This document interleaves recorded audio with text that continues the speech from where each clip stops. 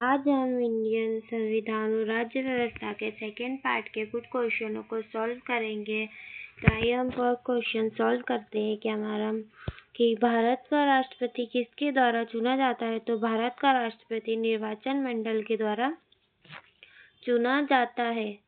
हमारा next question है, किस वर्ष जनता पार्टी का केंद्र में शासन स्थापित हुआ था। तो option A 1975, option B 1977, option C 1978 या ऑप्शन डी 1980। तो हमारा आंसर है ऑप्शन सी 1978 या 1978 में भारतीय जनता पार्टी का केंद्र में शासन स्थापित हुआ था। हमारा अगला क्वेश्चन है, संपूर्ण क्रांति की घोषणा किसने की। तो संपूर्ण क्रांति की घोषणा जयप्रकाश नारायण ने की थी। इन्हें ही लोकनायक कहा जाता है। हमारा अगला क्वेश्चन है कि 1975 में आपातकाल की घोषणा करने वाले राष्ट्रपति का नाम क्या था। तो राष्ट्रपति थे फखरुद्दीन अली अहमद, जिन्होंने 1975 में आपातकाल की घोषणा की थी। एवं उस समय जो हमारी पीएम थी वो थी इंदिरा गांधी। हमारा अगला क्वेश्चन है कि किस प्रधानमंत्री ने मंडल आयोग की सिफारिशों को लागू किया था। तो option A Indira Gandhi, option B Rajiv Gandhi या C Atal Bihari Vajpayee, option B VP Singh. तो हमारा आंसर होगा कि वीपी सिंह ने ही वीपी सिंह ने मंडल आयोग को सिफारिशों को लागू किया था।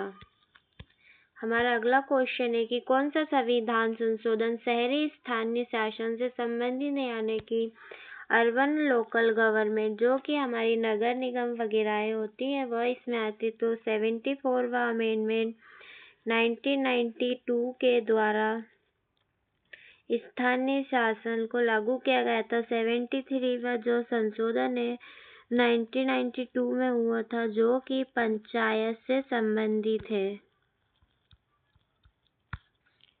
हमारा अगला क्वेश्चन है कि किस प्रधानमंत्री ने 1991 में यानी 1991 में पूरब की ओर देखो की नीति का आरंभ किया था। तो हमारा ऑप्शन है A Rajiv Gandhi, option B IK. Gujral एवं ऑप्शन सी नरसिम्हा राव एवं ऑप्शन डी वीपी सिंह। तो हमारा इसका आंसर होगा कि नरसिम्हा राव ने पूरब की ओर देखो नीति का आरंभ किया था 1991 में। हमारा अगला क्वेश्चन है कि सूचना का अधिकार कानून किस वर्ष में लागू किया गया। तो ऑप्शन है 2001, ऑप्शन बी 2006, ऑप्शन सी 2004 या ऑप्शन डी 2005। तो हमारा सूचना का अधिकार कानून 2005 में लागू किया गया था, ऑप्शन डी। अब हम आते हैं अगले क्वेश्चन पे हमारे कि प्रथम गुटनिरपेक्ष सम्मेलन के जो अध्यक्ष थे वो कौन थे। तो प्रथम गुटनिरपेक्ष सम्मेलन के जो अध्यक्ष थे वो थे मार्शल टीटो, ऑप्शन सी। हमारा अगला क्वेश्चन है क्वेश्चन नंबर 45 कि भारत ने पहला सफल परमाणु परीक्षण कब किया। तो भारत ने अपना सफल परमाणु परीक्षण, जिसका नाम था स्माइलिंग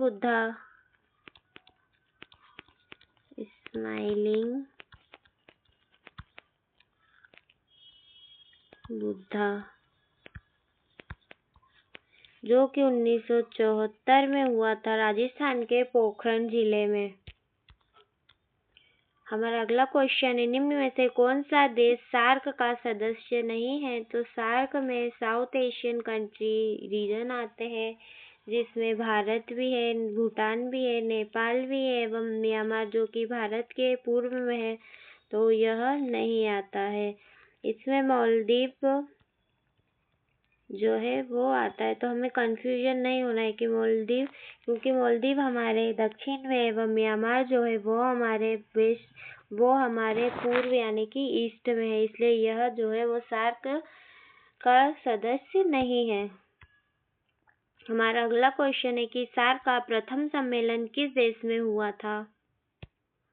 तो सार्क का जो प्रथम सम्मेलन है वो बांग्लादेश के ढाका में आयोजित किया गया था। हमारा नेक्स्ट क्वेश्चन है कि भारतीय संविधान की प्रस्तावना में कितने प्रकार के न्याय का उल्लेख है।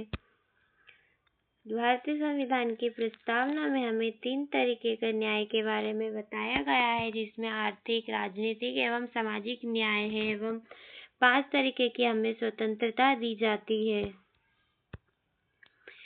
क्वेश्चन नंबर 49 कि किस देश के संविधान से भारत की संघीय व्यवस्था प्रभावित है, यानी कि फेडरल सिस्टम जो है हमने किस देश से प्रभावित होकर हमने लिया है, तो वह है हमारा ऑप्शन नंबर सी, कनाडा से हमने संघीय व्यवस्था ली है। हमारा क्वेश्चन नंबर 50 कि वर्तमान में हमारे संविधान में कुल कितने मौलिक कर्तव्य हैं। तो जो हमारा संविधान था उसमें मूल जो थे वो हमारे 10 थे, किंतु हमने 86वां अमेंडमेंट 2002 के द्वारा शिक्षा के अधिकार को मौलिक कर्तव्य में शामिल किया है, तो हमारे कुल मिलाकर 11 मौलिक कर्तव्य है।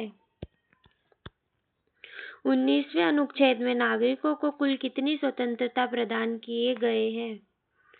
तो 19वां जो आर्टिकल है वो हमें 6 तरीके की स्वतंत्रता देता है, कहीं भी घूमने जाने की, बोलने की, प्रेस की स्वतंत्रता, कहीं भी रहने की, व्यापार करने की, ऐसी 6 तरीके की हमें स्वतंत्रताएं प्रदान की गई हैं।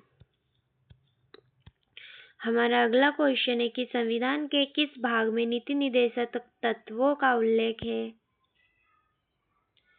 तो संविधान के भाग 4 में हमें नीति निर्देशक तत्व जो कि हमारे 36 आर्टिकल से लेकर 51 तक दिए गए हैं। क्वेश्चन नंबर 53 की मौलिक अधिकारों के संशोधन में कौन सक्षम है।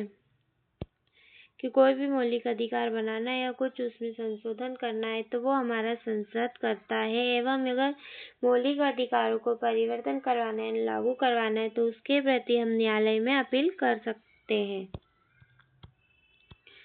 क्वेश्चन नंबर 54 के राष्ट्रपति राज्यसभा के कितने सदस्यों को मनोनीत कर सकता है। तो जो राष्ट्रपति है वो राज्यसभा में 12 सदस्यों को नॉमिनेट करता है, और लोकसभा में जो 2 लोगों को नॉमिनेट किया जाता था वो अब हमारे 104वां संशोधन अधिनियम करके उसको हटा दिया गया है। अब हमारा क्वेश्चन नंबर 55 की किस अनुच्छेद के अंतर्गत राष्ट्रपति अध्यादेश जारी कर सकता है। तो राष्ट्रपति के अध्यादेश जारी करने की जो हमारी शक्ति है वो 123 आर्टिकल में दी गई है। किस राज्य के राज्यपाल की नियुक्ति, किसी भी राज्य के जो राज्यपाल की नियुक्ति है वह किसके द्वारा की जाती है। तो ऑप्शन ए प्रधानमंत्री, ऑप्शन बी राष्ट्रपति, ऑप्शन सी मुख्यमंत्री, ऑप्शन डी मुख्य चुनाव आयुक्त। तो किसी भी राज्य के राज्यपाल की नियुक्ति जो है वो राष्ट्रपति के द्वारा ही की जाती है।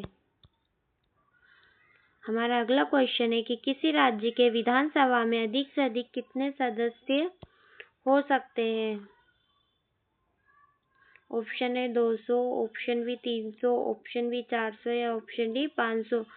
तो हम यहाँ ऑप्शन एलिमिनेट करके भी हम कर सकते हैं, क्योंकि यूपी अकेले में ही जो विधानसभा की सीट है तो वो 403 है, तो 200 और 300 तो हो ही नहीं सकता, और 403 है तो अधिक से अधिक ज़्यादा तो हमारी अधिक से अधिक जो है वो 500 हो सकती है, एवं कम से कम जो है वो विधानसभा में 60 सीट होना ही चाहिए। हमारा अगला क्वेश्चन है कि लोकसभा का विघटन कौन कर सकता है। तो लोकसभा का विघटन जो है इसका विघटन जो है वो राष्ट्रपति के द्वारा ही किया जा सकता है। हमारा अगला क्वेश्चन है कि संसद के दोनों सदनों के संयुक्त अधिवेशन को कौन बुला सकता है। तो जो संसद की संयुक्त अधिवेशन है यह हमने ऑस्ट्रेलिया से लिया है, एवं इसका जो आर्टिकल है वो 108वां नंबर का आर्टिकल है, और यह राष्ट्रपति के द्वारा बुलाई जाती है, एवं इसकी जो अध्यक्षता है वह लोकसभा का स्पीकर ही करता है। इसकी अध्यक्षता लोकसभा का स्पीकर करता है। हमारा अगला क्वेश्चन है कि लोकसभा की प्रथम महिला अध्यक्ष कौन है। तो हमारे भारत की जो प्रथम महिला लोकसभा अध्यक्ष थी वह थी मीरा कुमार। एवं जो प्रतिभा पाटिल है वह हमारी प्रथम राष्ट्रपति रही हैं। एवं जो सरोजिनी नायडू है वह यूपी की प्रथम महिला राज्यपाल और भारत की भी प्रथम महिला राज्यपाल रही हैं। भारत का उपराष्ट्रपति किस सभा का पदेन सभापति होता है। पदेन सभा मतलब यदि अगर वह उपराष्ट्रपति बनता है तो वह अपने आप ही राज्यसभा का भी पदेन सभापति बन जाता है, तो वह होगा राज्यसभा का पदेन सभापति हो जाता है। हमारा अगला क्वेश्चन है कि भारत की संघीय व्यवस्था में असीमित शक्तियां किसके पास है। तो हमारी भारत की संघीय व्यवस्था में जो असीमित शक्तियां है वह हमें संसद के पास है। हमारा अगला क्वेश्चन है कि भारतीय नागरिकता का विषय किस सूची में आता है। तो भारतीय नागरिकता का विषय जो है वो 7वीं अनुसूची के संघ सूची के विषय में आता है। हमारा नेक्स्ट क्वेश्चन है कि भारतीय संविधान के किस अनुच्छेद में अवसर की सामान्यता दी गई है।